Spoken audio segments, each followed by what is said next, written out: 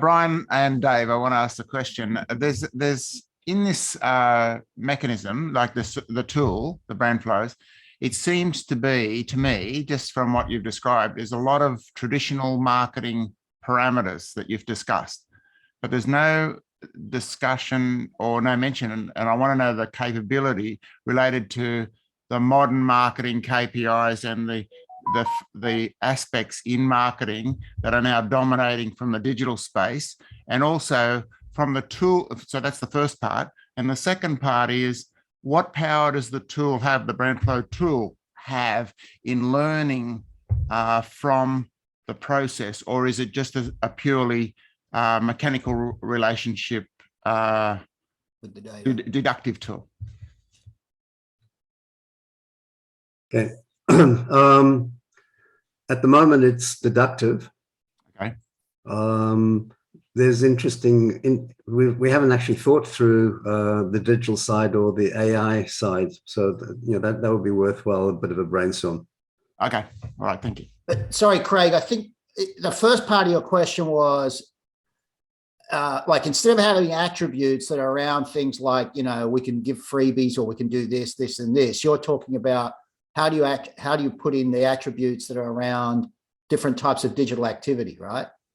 Yeah. So the ways, I'm not a professional marketeer like you are, Dave or Brian, but my experience in marketing is enough to make me dangerous, and that is, I understand that the way a brand is calculated these days has changed dramatically, especially in the last 5 to 10 years. And I'm just trying to understand. So, is the brand on Instagram, or is it on Facebook, or is it on something else? And what is the impact of actions around that space that's going to impact your pricing point in the market, or the way the brand equity is? That's all. And I didn't see any of that in the presentation. Yeah, but I think it's more the older school. But I think that's, again, maybe that's because we, at my instigation, I got Brian to let us use the pizza explanation because it was just generically understandable, right? But correct me if I'm wrong, Brian, but I think you could put in any attributes, right? So, for example, if you wanted to look at, should we be Instagram versus TikTok versus whatever, right? You could put that in there to see, okay, if we were more active on TikTok, would that have effect? If we're more active on Instagram, would that be better? Et cetera, right? That just comes down to the variables that up front you decide with Brian's team, that you think matter and you want to look at, right? With your business, your category. So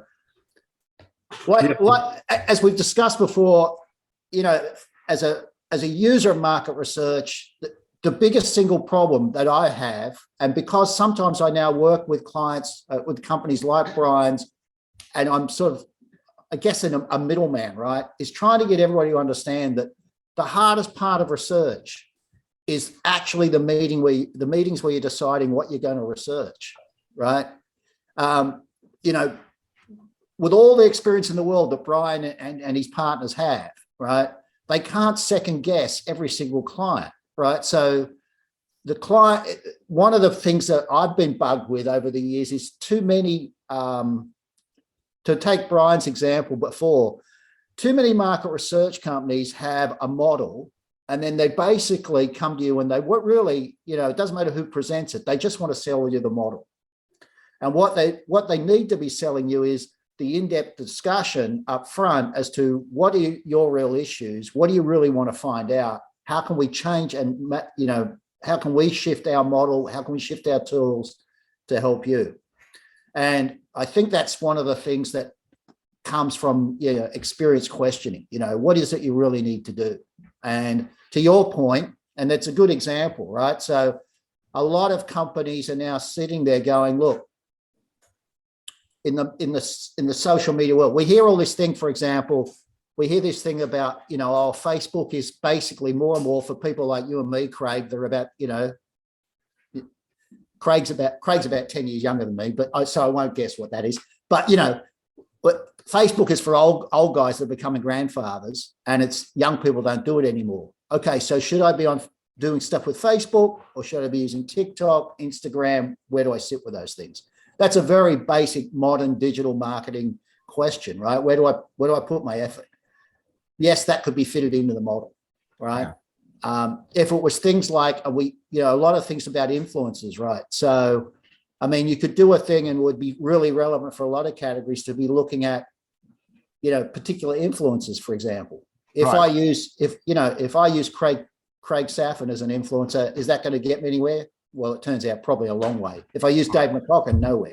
Right. But just to that point, then in that pizza example, if we go back to the pizza example, it may be that Eagle Boys has an amazing Instagram presence, right? And so just by tweaking that one thing, Eagle Boys goes from being the bottom performer to the top performer if Instagram is put in the mix. Is that a fair example? Yeah. Yeah, it could be. Yeah. You just got to think it through, right? Yeah. This is something that I've been giving quite a bit of thought to actually in the last few days, is around social currency and social value. And there is a bit of an equation in this around kind of engagement and how do you value engagement and followers and that sort of stuff. But is that something that, like a calculator, that you factored into your research model or could factor in? I was just thinking about that Instagram example, and I'm thinking, well, the last thing you want to do is ask somebody, would I choose a brand which is using Instagram or one which isn't, because I don't think they are the right people to make that decision. So what's actually happening is that it's implicit that Instagram followers may have been influenced differently from people who are not Instagram. So in building in the design, you'd have to think about collecting information on whether or not they're social media active, and then looking at a cut of the socially media active people in terms of their preference. And if you find that the people who are following Instagram are far more likely to buy that brand and pay a premium for it, then you can draw the assumption that there has been an impact implicit. But people don't often associate the value. For example, what is the likelihood that an Instagram follower will convert, to sale? That's often not thought through as intrinsic value. Yeah, I don't know. Some of the customers I'm working with, they have that tangible data, exactly that data point, right? And so once they put that influencer on, they can see the ROI on the influencer within a day or two, within 48 hours. It's quite quick. So people are measuring that stuff, and I think that this is one of the great things out of the digital marketing aspect, is that a lot more stuff is measurable and in real time. And so that's why I'm trying to understand how it fits into this brand flow piece, because I think it is relevant, and I think it is there for large companies and small companies, even the entrepreneurs starting up, that it's a relevance, right? Yeah, thanks for that contribution, Craig. I think it's something we need to brainstorm. Okay. And what about thank you, you're welcome, Brian. And what about the AI piece, which I was alluding to? You haven't yet got to that piece, right? Making it a learning system, right?